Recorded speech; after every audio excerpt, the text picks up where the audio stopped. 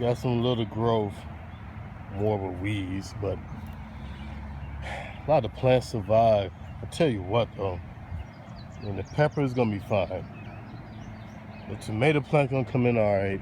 The strawberries remain to be seen. Other tomato, one collard green, and his brethren and sisters bit the dust. I didn't see them no more. So it kind of looked like the other ones were pretty weak to begin with, so they didn't survive. But this one still remained, so that's good. Lettuce should be okay. Yeah, those are lettuce. What's this? Cabbage should be fine. All those up there are potatoes.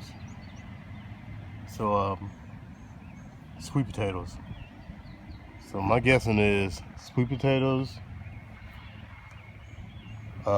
cabbage, lettuce, one thing of collard greens. Really disappointed off of that. Tomatoes and the peppers should all be good. I'm thinking, I don't think this is weed. I think this is onion. So out of all my bugs, only one bug gave fruit. It's surrounded by weeds, so oh well.